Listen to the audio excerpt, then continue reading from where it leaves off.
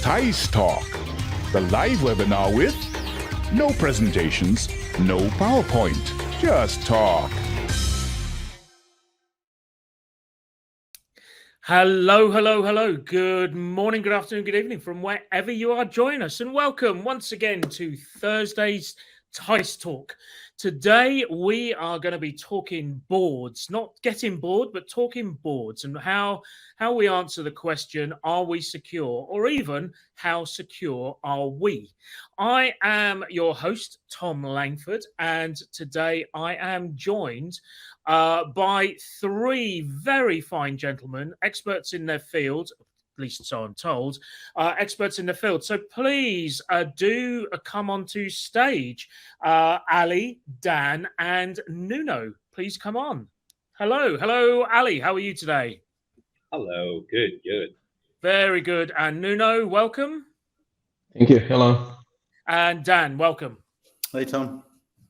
So, just before we crack on with the news item, what I do need to tell everybody is, as always, we have a competition. The competition is for the best question asked, and as we all know by now, the best question asked gets a prize of a Teiss mug, no less. I did hear last week that the two people who won were, well, perhaps a little too excited at the prospect of winning the Teiss mug, but nonetheless, they are good. They keep your liquids into something. They keep them hot, they keep them cold, whatever you want.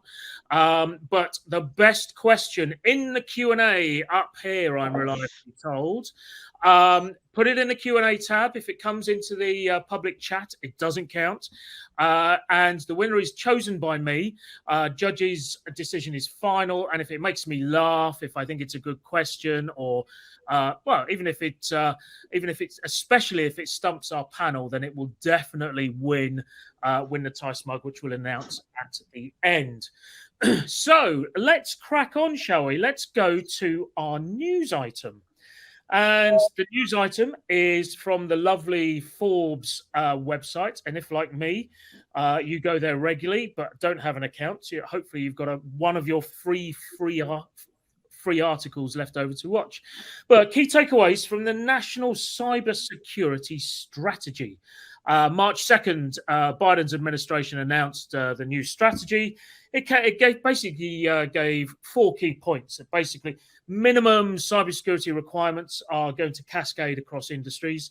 Technology is critical infrastructure. Protecting technology is therefore a national security imperative, and private enterprises are a critical dependency for national security. So, sounds to me like this is a few years too late to have worked this part out, right? I mean, does anybody think this is a little bit closing the barn door after the horse has bolted? I mean, yeah. I mean, supply chain risk has been around forever. I mean, bear with me, I'm not an expert on history, but I'm fairly sure that after the war, government and private sector relationships changed hugely. And in the digital world, since the 80s, the supply chain for government's critical national infrastructure is the private sector. So we've got this massive technology nightmare, I believe, that we've created, and we've rolled it out faster and cheaper and maybe not better. And we've created this Frankenstein's monster, essentially, of human technology hybrid symbiosis, where we're really, really reliant upon all this tech. And what we haven't done very well is secure it. Yeah, I think it's now the time where we are finally reaching the conclusion that, yes, we live in a digitalization ecosystem.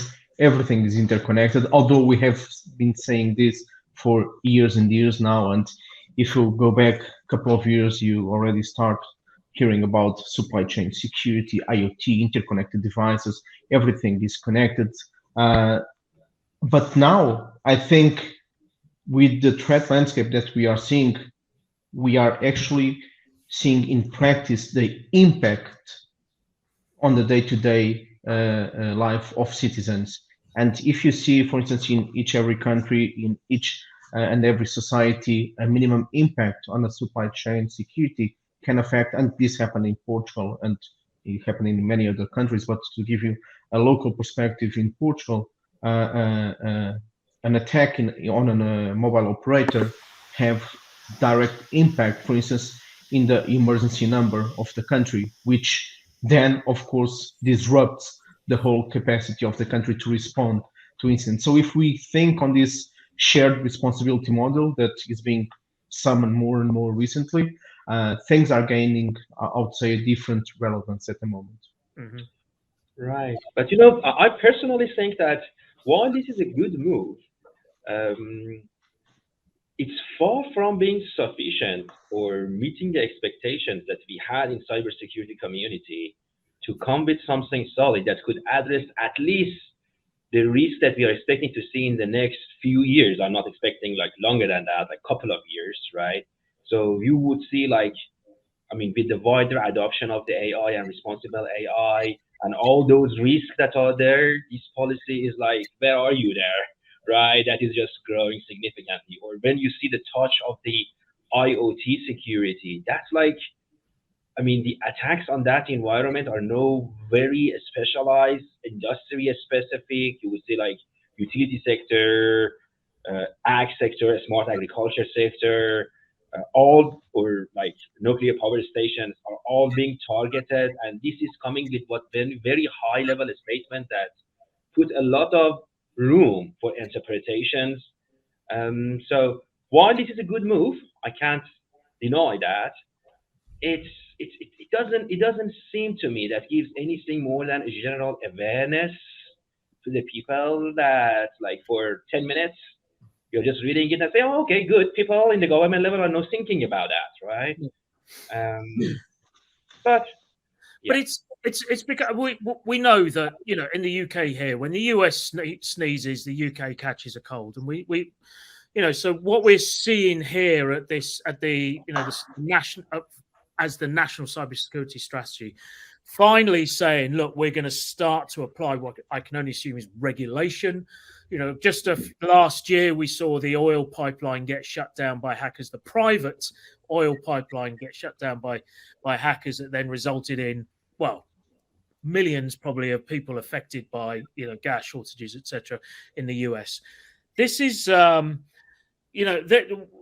and we have in the UK, for instance, we have a very clear definition of critical national infrastructure. But are we doing enough? Should we be doing more? Should there be greater legislation for private companies who are in the supply chain to deliver this, or is that already in place? Dare I say, as a result of the EU? I mean, I think there's a huge delta between what may be on paper, what's in people's minds. I think Hollywood and people's imaginations have run wild, combined with the added source of marketing in terms of what cybersecurity looks like. So are we where we want to be? I don't think we are, right? And I would say that's just largely everywhere, humanity across the globe. Do we need to have more regulation? It's hard because it doesn't always work. So like the idea of saying you must meet a minimum requirement is absolutely fantastic. Yeah. How do you give minimum requirements across such diverse and rapidly changing technology landscapes? And across, I mean, the NHS, for example, is 60,000 different organizations I mapped out, right? I think it's insane. And that's tiny. So I think, and especially if we look at the States as well, right? I like operating in the UK. The UK is great because it's quite small.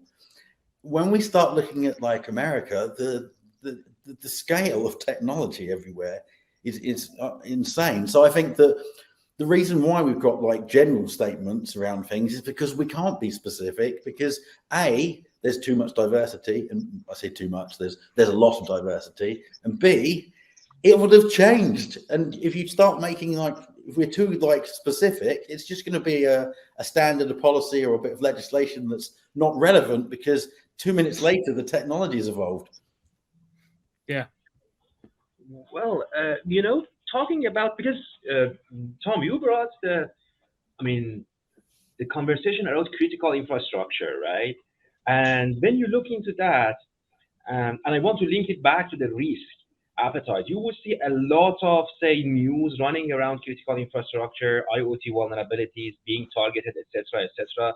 But in practice, 90%, 90% of these vulnerabilities are not changing the organization's risk profile at all.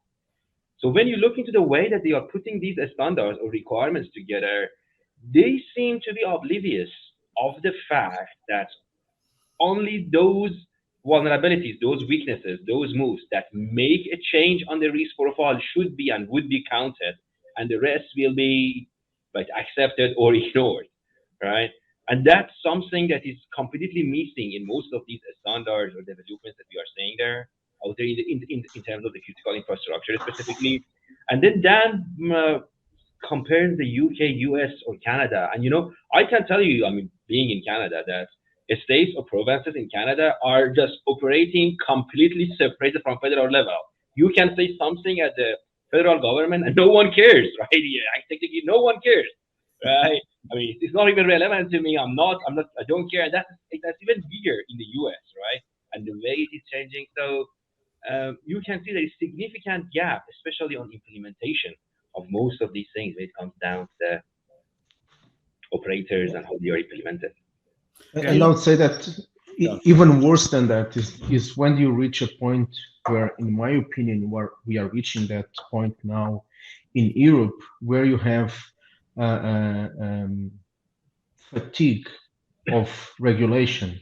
If you look at since the inception of the cybersecurity strategy for Europe, if you see all the directives that we are being subject to, you had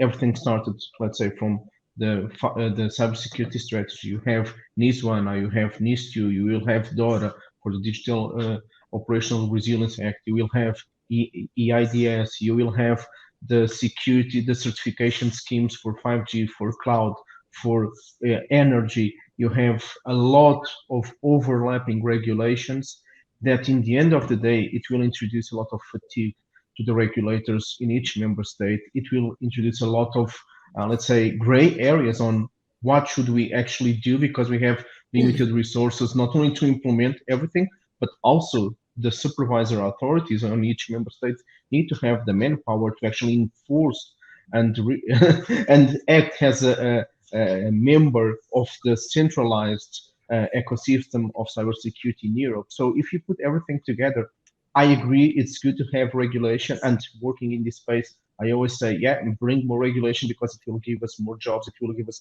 more things to do, it will never end up what we need to do. But in the end of the day, we need to be pragmatic, right? Because over-regulation also tends to, let's say, remove the focus of what really is important for the member states. And I think we are now in a stage in Europe where we are reaching that. Yeah. So I'm going to move on very shortly. I'm going to take a brief pit stop into the Q&A. There seems to be a theme that has come through straight away. Stuart Colson has made an early bid to win the mug and then failed miserably. It's a question: who has the best beard? Now, if he'd said I had the best beard, he'd have won straight away, no question. But it's either me, Dan, or Nuno. Ali, I think you need to try harder next time. Daniela even picked up on how does the winner of the previous question manage his supply chain of barbers. So I don't know what's going on here. We're here for serious business, folks. Come on. But in all seriousness, let's take a look at some questions. Stuart Coulson is trying to make amends. He's actually asking some real questions here. Let's ask just one of them so we can move on. But the new US strategy states vendors are now liable if the software they produce is vulnerable. I wonder if this will come over to the UK. That's a big deal, isn't it? I mean, somebody does a little keyboard fart, and before you know it, the CEO of the company's being, sent down because his software is vulnerable. Does that seem right? I mean, I think this stuff is really complicated. I think it's difficult.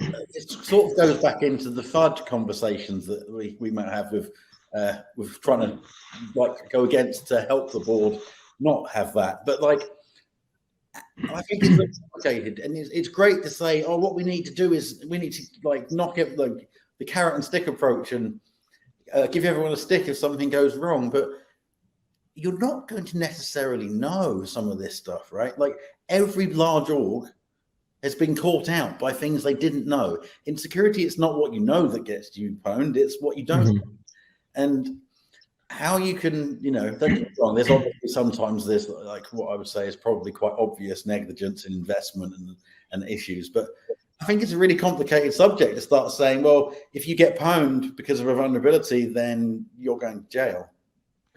I think one of the things, sorry, Alan, I think one of the things that we need to be really cautious here is, and we've been working in this field for years and years now. One thing is what is written here. The other thing is, in practice, what will this represent? This will represent legal battles forever. Yeah. Legal disputes. That's it. This will never solve any problem. This will not be a solution. This will be something for the legal disputes and courts to decide on legal responsibility over something that was unknown to the software producer that was used by some organization. What, like Denson, what we need to do is find a way to represent a shared responsibility model that works in increasing the overall maturity. It's not blaming the company that developed the software and putting them responsible for a vulnerability in the product. They will demonstrate in court time over time that they had all the due diligence, they had all the responsible protections in place, they had all the secure development lifecycle, they had all the internal policies, they did the best they could to their knowledge at the time to produce the best piece of software to put in production. That's it. Yeah. Well, I mean, that's one of the points that I mentioned, that to me, most of these statements seems to be disconnected from reality, right? For example, identifying whether your software was insecure or not, I can tell you, is a very, very difficult task. We are calling so many APIs, and the softwares are deployed on so many platforms. So, say in the Black Energy Tree attack, the attackers were compromising a Moxa import, but the vulnerability was in Lenstronics chipset. And then we look at Lenstronics chipset, it was on a piece of software written by another company. Looking at that, and then you come down, and then the core source of vulnerability will become on an open source software. Good luck with suing someone that has put that open source tools out there and try to identify. So what I'm saying is, these statements are good to scare people, but the effect of them or the impact of them is like for 5 minutes. They talk with the person and say, oh gosh, it's impossible for anyone to just try to find out and figure that vulnerability comes to us, unless that we want to step forward and say, yeah, we were liable, or we make that mistake, or we should do it, right? Otherwise, as Nono mentioned, we will go to endless legal cases, right? And legal battles that won't benefit anyone. The best thing that comes out of statements like this is it allows people like us to shout at the moon with them. Yeah. I mean, that's not when. I mean, if you think about this, the job here is to keep people safe. It's to have I mean, I look at cybersecurity. It's a quality and safety position, right, in business, and there obviously there are things that people could do, and there are some. I mean, the trouble is, it all depends. Like having like a network that you can, if you do like breach the perimeter, instantly just rip through it and then ransomware is obviously ridiculous. Like in 2023, we know how to defend against that. Yeah. So I think there's different areas as well that have different implications, and we're not there. I mean, like so many orgs do not have that baseline. There's a baseline in marketing world, which is the maturity level. 90% plus of orgs do not have a baseline of maturity that exceeds CMM level 1, probably. Yeah. And you can literally rip it through networks. You get in, you're like, hi, and then you're like, oh, I'm domain admin in 10 minutes. And that isn't even a joke. It is getting better, but the tail on this stuff and the drag is massive. So I think we've got a real challenge between the diversity of technology, the integration into our lives, the fact that we don't, I mean, don't get me wrong, I'm sure the lawyers will love to have constant legal battles, but it's not helping the human race be more safe. And that's what I think we need to do. But Dan, the danger here, and because after this came out, there are a lot of discussions going around every single clause. But there is danger for that clause that could stop companies with coming with the patches for the software. Because the moment I come with the patch for the software, it is like I accepted that my software was insecure, right? So that's just introducing a lot of other issues there. That even if you know that there is a patch required for that software, if your company will come with a patch before another company patches their part, then you are accepting that the liability is on you, and that would just start a lot of other discussions. And the things get very complicated very quickly. The things that we were doing easily, right, in the past, you're like, oh, okay, there's a bug there, let's come with a patch, and we don't care what was the source of the bug, but no, or like the issue there. But no, we should be careful, because if we come with a patch that address that security issue, we kind of accepting that software was not secure enough, and we had to. But then throw in micro patching as well. So you've got a third party patching or something at a micro level, so that, I mean, the landscape of cyber is just insanely complicated. And on that note, I'm going to move us forwards, because we've spent a long time. I think the Tice Goblin picked a particularly good news item for us to spend 10 minutes on. We've spent nearly just over 20. So that's good. That's really good. So I am going to move us on. Don't forget about the Q&A, folks. That mug is still up since Stuart Coulson blew his chance. But let's go on to the panel discussion proper. Fairly straightforward title, really. How to answer when your board asks, are we secure? Now, the consultant in me would just like to say, it depends. But I'd also quite like to keep my job tomorrow as well. So I'm certainly not going to say it depends, or even, are we secure? No, because I'm definitely not going to keep my job then. But if I say yes and it turns out we're not, then it seems like a lose-lose situation all around here, right? I think from my side, until now, I probably was lucky enough and I was never confronted with that question. What I want to say with this is that are CISOs or security leaders or security folks really confronted with that question point blank? I don't really think so. I think the board is already more educated than it was a couple of years ago. I think they are more on the risk side of wording now than on the security side, which is a good thing. Yeah. And from my perspective, usually what I do see is that boards are usually concerned with regulatory compliance, active certifications that can affect something on their services, legal and contractual requirements, mission critical objectives, something that is really on the CERN of the business.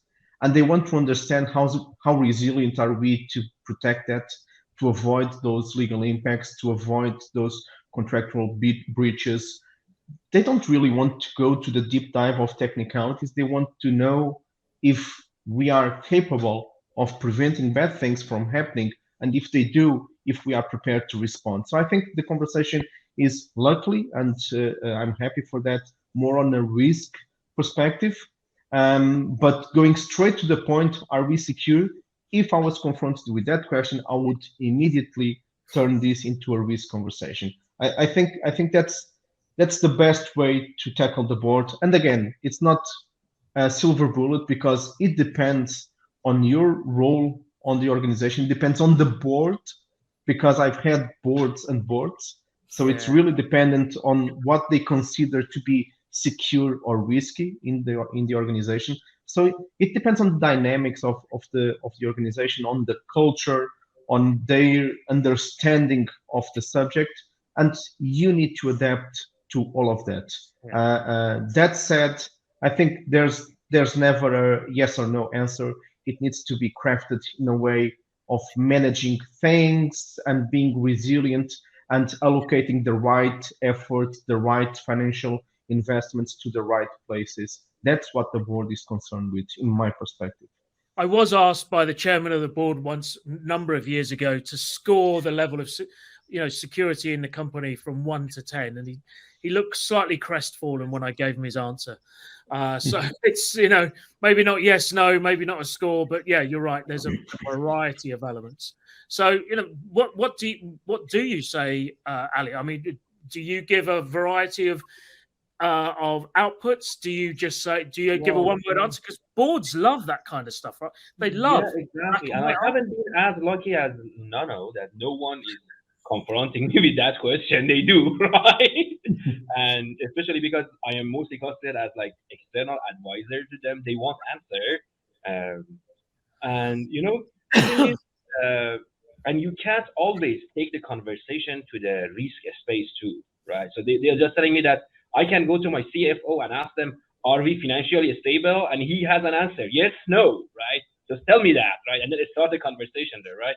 And as Nono is mentioning, and it depends on the industry, right? Some industries are well educated, the board members, etc. In terms of cybersecurity, they're not coming with those kind of questions.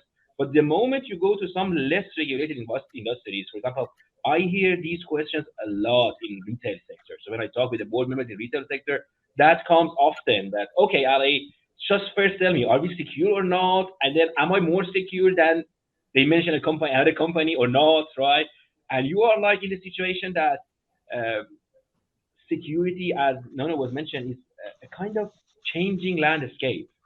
So it's not like your financial balance sheet that you can have predictions for so long, and you are having some risks that are already modeled in your system, right? So the way that I try to answer them is not it depends, not saying that you are secure or not, but what I start saying is, well, based on your expenditure or based on my knowledge that you have achieved that kind of return on your investments, right?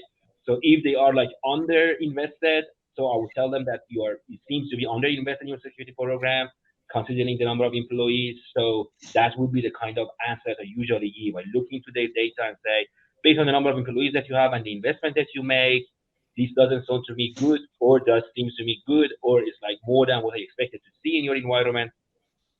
That's how I manage the conversation. But I like to hear from Dan as well. How did you?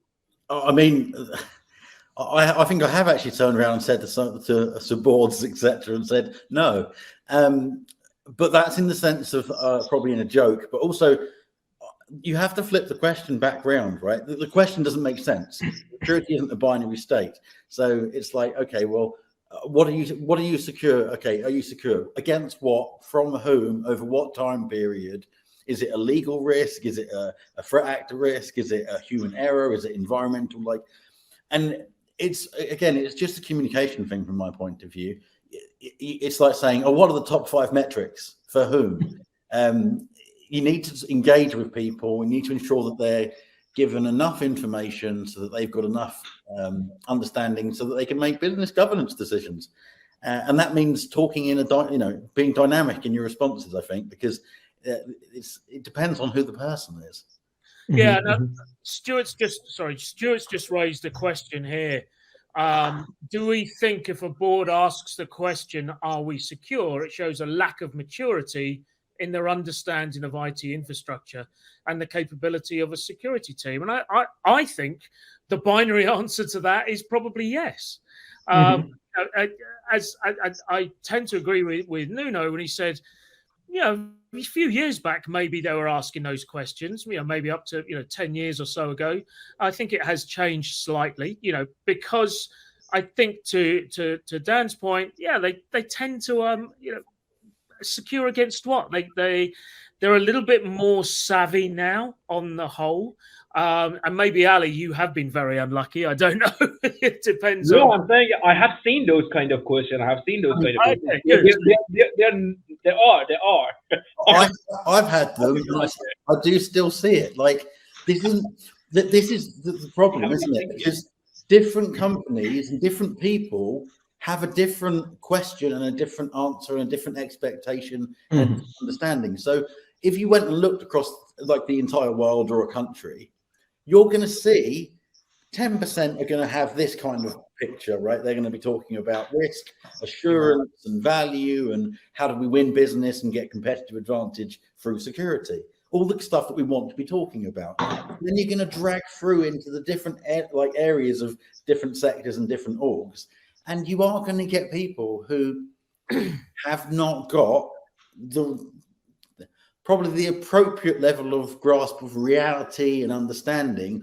And they will ask you questions which, you have to then try and answer to the best of your ability, or reframe the question as best as you can. And I think that leveraging on what Dan is saying, I have a funny story. When I was onboarded back in my lifetime to an organization has a responsible for information security, the company had already, you can think on UK Cyber Essentials 27001, they had all shiny pieces of technology that did a lot of DPI and machine learning, AI, whatever you want to call it, for network inspection. So they thought, we just onboarded a new CISO, so he will just continue to do what has been done so far. And for the first, I would say like 4 to 5 months, every report I had to the board, because in the first 6 months I made myself a mission to report every month to the board, because it was the onboarding stage. I would only present red indicators, not because I wanted to scare them, not because I wanted to prove that I was doing something different than my predecessor, but because I was actually raising some flags like, are you aware of this? This is your liability, your business. It's you. You are the CEO, you are the CFO, you are the CTO. Did you know about this?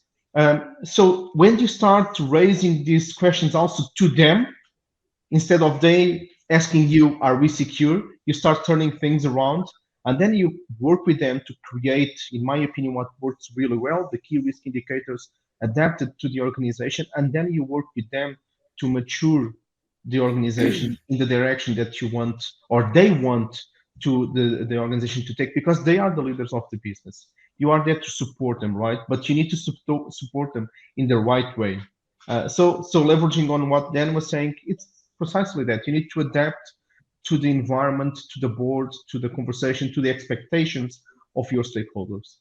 Now, I don't normally like putting up questions that are comments, but I think this one, Kevin Duffy, does make a good one, and it also ends with a question mark, so it kind of is a question. But if we can put this Kevin's up on the screen, would a good answer be, we are not completely secure, and that's why we've quantified our dollar risk. At the moment, there's a 2% chance of a 10 million loss in the next year. To halve that chance, you need to invest 70K. That'll be a request in the next meeting. Can I count on your support? That does sound to be like a far more prepared and knowledgeable and understanding position of security, right? I think this reflects when you try to present your return on security investment, right? But you need to probably, in the first sentence, I would change something to the risk appetite of the organization, just to put that framing of we are managing risk in the organization. But this is a perfect example on you are turning the conversation to what they understand, which is financial loss. Yeah. But that can be interesting as well, because you can model this stuff and show people the model, and then they don't like the results of the model. I've done this in different ways. I've done it before with, I try and always get like the stakeholders' input. So you put up the scaffolding and you show the formula, and then you get everyone else to put the numbers in. But some people, and I mean people, and therefore organizational cultures, when they see the actual risk and the actual investment requirement, because it usually isn't just 70 grand, it's usually a lot bigger. And then you get this challenge of how do you get the right balance? And I think it's very difficult because, as Nuno was saying, like if you go in and you find the red flags, and there are red flags everywhere, and it's picking the right ones that are important, making sure we get on the right train, etc.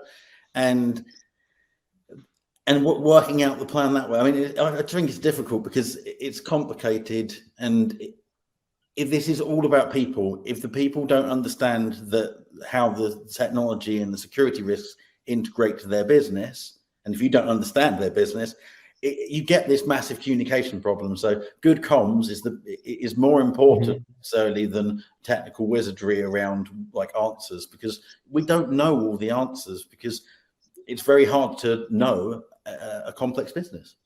Yeah, Ali, you look like you're about to say something. Yeah, I mean, the issue, the downside of providing this kind of modeling and these statistics is, and that's what I have seen several times, that there is a time that they accept the risk and they say, okay, you are saying that it cost me like $500,000, I would accept it, and then nothing would happen. And the next time that you go with the same modeling, you just lost your credit right there, right? So what I mean, that could be one approach, that we try to model the things back to the numbers and provide the modeling. That would work as long as you are sure that your board member will buy that and take your action. But if you are in doubt, that may not happen, and they accept it, and then nothing happens, then the next time your model will not be trustable anymore. So that's the danger, to be careful on your model. I think you raised a good point, Ali, because I've seen this in the past where not only board members, but of course, then you need to cascade risks to the verticals, to the business units in your organization and so forth. And then you connect all of this to an enterprise risk management program. But sometimes people, the easiest way is to accept the risk. And they think, yeah, for me to mitigate this risk, I will just accept it, put it on the risk register. Next year, I'll just think on this. Yeah, and I've seen this happen several times. It's a big problem. Yeah. We've got a response here. Again, slightly more a comment and a question, but I think it's going to be relevant to the next point to move on to, which is from John Acornley.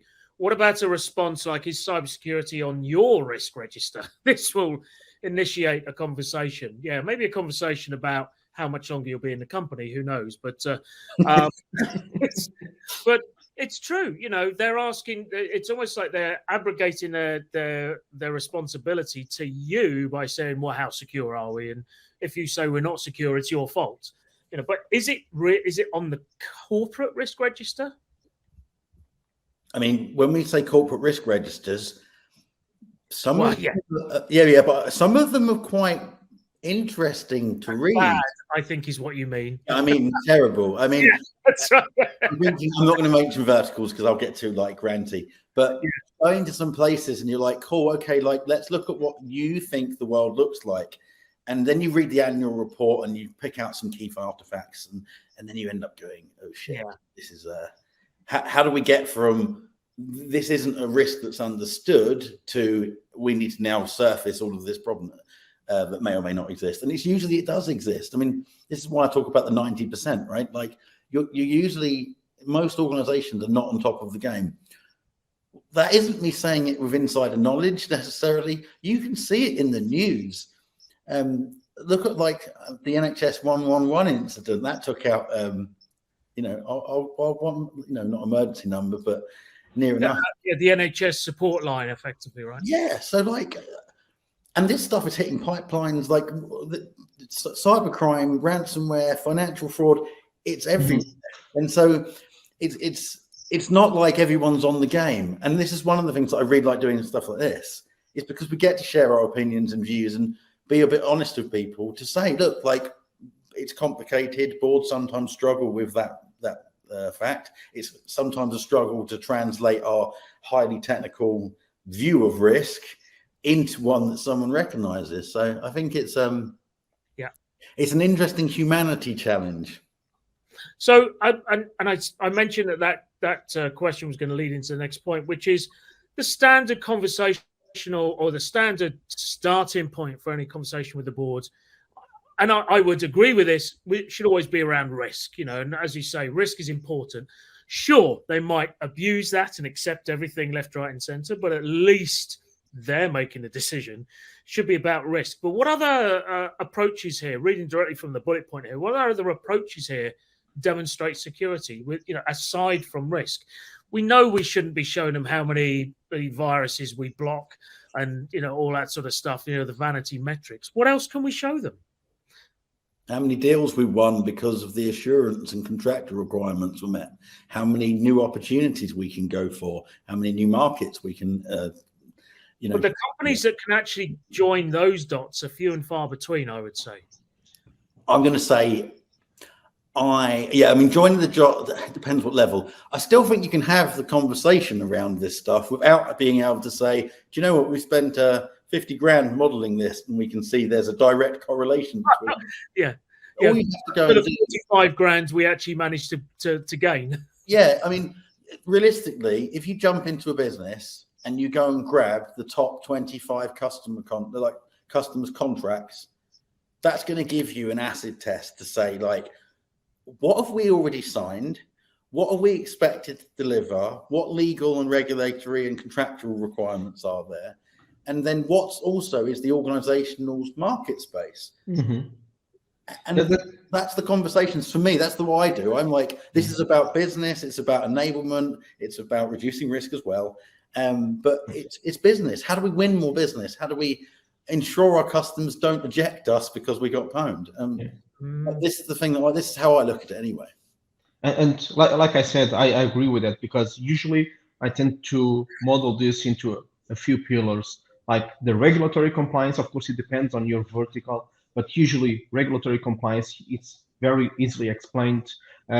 Your mission critical objectives for them, what they want to do in terms of business, and how you are supporting that to be done in a more resilient way, and then legal and contractual requirements. Those three pieces are often very easy to create. Indicators are very easy to have a conversation with the board, and are very easy to demonstrate. And in most of the cases, or in some cases, of course, it depends. Again, let's go back to the beginning of this conversation. It depends.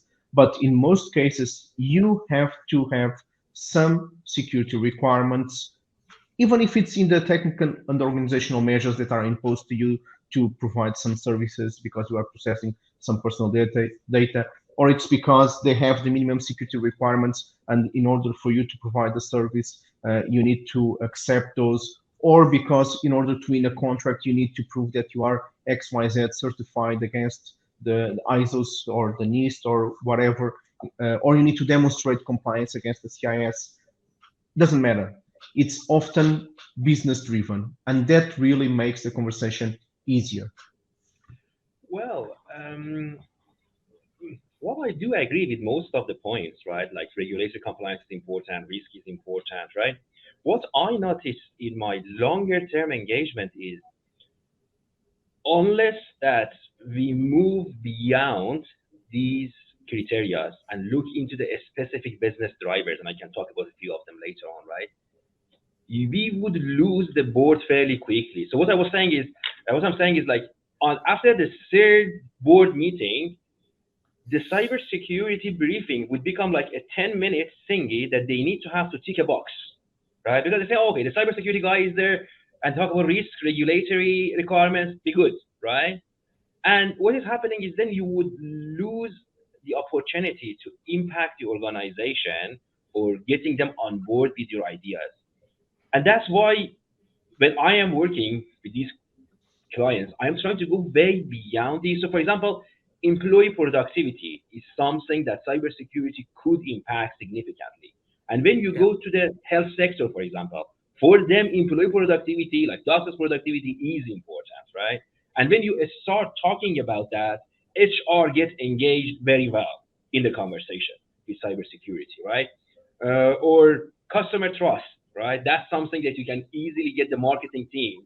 Oh, we are working on improving the customer trust, right? And that would just engage the marketing team members, right? So what I'm saying is, on the early days that we are addressing boards, we mainly focus on the risk and compliance. But as the boards get mature on these things, we need to extend on other topics to get a specific departments of the organization engaged and interested to contribute to cybersecurity. So I have seen conversations around like competitive advantage that we can get, cost saving, even business growth that comes from cybersecurity and linked to the metrics that we are measuring, right? To get the people engaged on the board. Very good. I'm going to stop it there. We've hardly touched on anything. We even had 2 polls prepared for this. We didn't even touch the polls. That's how much. That's how much these people have got to talk about this stuff. So, there's even some outstanding questions from Ugo and John. My apologies, we didn't get to those. Gentlemen, I'd like to thank you all for your contributions today, Dan, Nuno, and Ali. I'm going to give you 10 seconds, literally 10 seconds. We're so up against it. What is the one thing people can take away and do to help with communications to the board? Dan, what would you say? Flip the conversation from risk to value when you can, right? That's what I would do. Nice one. Nuno? I think it's always good to understand how you can together define key risk indicators with the board and make them understand your language and put into their own pains. Brilliant. Ali? Explain cybersecurity in the context of business drivers for different units. That would help a lot to get the ball rolling. Brilliant. Thank you very much, gentlemen, for your time. Winner of the mug. Well, despite Stuart Colson continually asking the weirdest questions and trying, I can't allow it because he dropped the ball straight at the beginning. So it's going to go to Daniela Lorenko, mainly because she asked the supply chain barber one, and also she then followed up with which beard has the best Tom. So I definitely know which side her bread is buttered on. So well done, Daniela. You'll be contacted for your address to have that sent to. Stuart, better luck next time, mate. You're gonna have to try a bit harder. We're going to leave it there. Our next session is next Thursday, the 23rd. It is on control in the cloud. Are your data transfers secure? And with that, I'm going to say goodbye. My parting thought for the day was it does remind me of the last time I presented to the board and they said to open with a joke. So my first slide was a picture of my payslip. That was literally the last time I was asked to present to the board. Thank you, folks. Have a good week. We'll see you next week. Stay secure, my friends.